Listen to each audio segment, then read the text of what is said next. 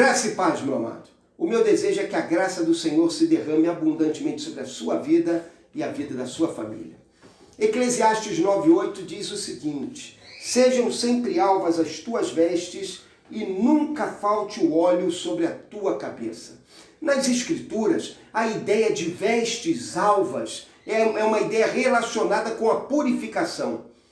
Quando nós lemos lá no livro de Apocalipse, é declarado que ao final da nossa caminhada, quando estivermos com o Senhor, nós seremos vestidos com vestes alvas. Ou seja, nós experimentaremos a plena purificação das nossas vidas. Aqui nesse texto, nós somos exortados a cultivar uma vida de purificação diante do Senhor. Simbolicamente, é essa mensagem que esse texto nos apresenta. Esse texto nos diz o seguinte: sejam sempre alvas as tuas vestes. Ou seja, nossa vida deve ser uma vida caracterizada pela pureza aos olhos de Deus. E por que não dizer aos olhos de toda a sociedade? É preciso que nós entendamos que para que isso aconteça, precisamos reconhecer o valor da pureza. Existem pessoas que andam pela vida sem jamais reconhecer o valor da pureza, sem jamais se preocupar com a questão da pureza. São pessoas que vivem pela vida manchados pelo erro, pelo vício, pelo pecado, pela iniquidade, pela impiedade.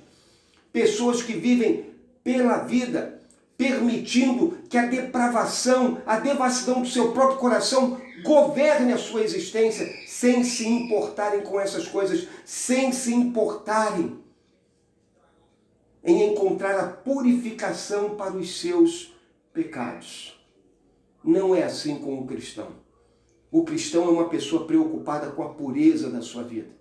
O cristão é uma pessoa que está continuamente buscando a purificação para os seus pecados, a purificação para o seu coração. O cristão vive dessa maneira, motivado pelo menos por duas grandes verdades. Primeiro, o cristão vive para o Senhor Jesus, e o Senhor Jesus é o nosso perfeito modelo de pureza de vida. Ele nunca cometeu pecado. O pecado nunca se encontrou no coração dele. Ele viveu uma vida pura aos olhos de Deus. Uma vez, inclusive, ele contestou os homens, dizendo a eles qual deles lhe acusava de pecado. Porque ele viveu uma vida pura e irrepreensível aos olhos do Senhor. Mas não apenas isso. Mas o cristão também está continuamente buscando a sua purificação, porque o cristão se reconhece como alguém que é parte da igreja, a noiva de Cristo.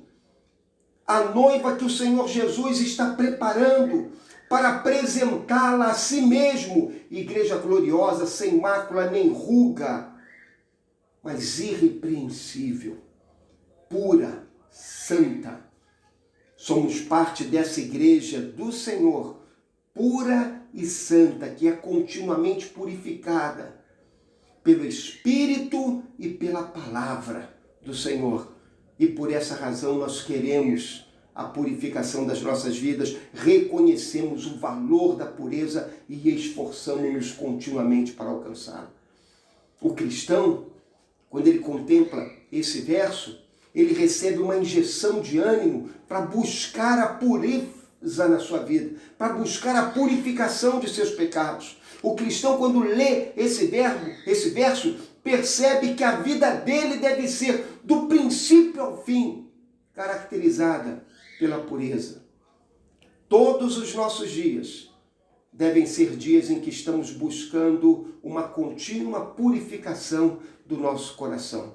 Por isso que o autor diz assim: sejam sempre alvas as tuas vestes. Não há nenhum dia de descanso, não há folga, não há feriado. Buscamos a purificação para a nossa vida incansavelmente. Para que isso aconteça, adotamos algumas atitudes. A primeira delas é a sondagem do nosso coração.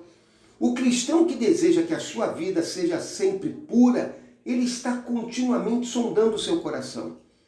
Ele é uma pessoa que se abre à ação do Espírito Santo de Deus, que trabalha em nosso coração e que nos revela nossas faltas e transgressões. Ele está continuamente orando a Deus, pedindo a Deus que Deus lhe revele se ele tem algum delito oculto, alguma falta oculta em seu coração. E quando ele percebe que transgrediu a lei de Deus em algum aspecto, ele apresenta essa questão ao Senhor.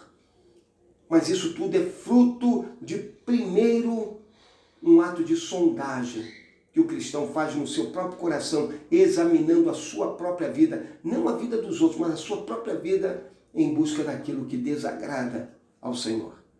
E depois, o cristão então confessa essas faltas ao Senhor Deus e recebe do Senhor Deus a purificação e a restauração da sua vida. Meu amado, é esse movimento, um evangelista americano já falecido chamava de respiração espiritual. O que significa isso? Significa que nós expiramos, lançamos para fora todo o nosso pecado, toda a nossa transgressão, todos os nossos erros, tudo aquilo que desagrada a Deus. Nós confessamos esses pecados diante do Senhor e fazemos como esse ato de expirar, de lançar fora.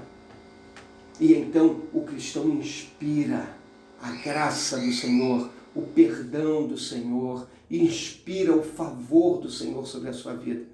Fazemos isso confiados naquilo que diz a palavra de Deus em 1 João, capítulo 1, verso de número 9, que diz assim: se confessarmos os nossos pecados, Ele é fiel e justo para nos perdoar os pecados e nos purificar de toda injustiça. Voltamos-nos para o Senhor Jesus Cristo e confessamos a Ele as nossas faltas. E como diz o próprio livro de João, o sangue de Jesus, o Filho de Deus, nos purifica de todo pecado. É nesse momento que a nossa comunhão é restaurada com Deus, que a nossa vida é cheia da presença de Deus, que o nosso coração exulta no Senhor, porque experimentamos a purificação que nos é dada mediante a graça do Senhor. Que possamos viver uma vida de contínua busca da purificação dos nossos corações. Que de nós se diga que as nossas vestes são sempre alvas. Que de você e de mim as pessoas possam olhar e possam dizer que somos pessoas que vivem tendo as suas vidas purificadas continuamente pela graça do Senhor nosso Deus. Que Deus te abençoe.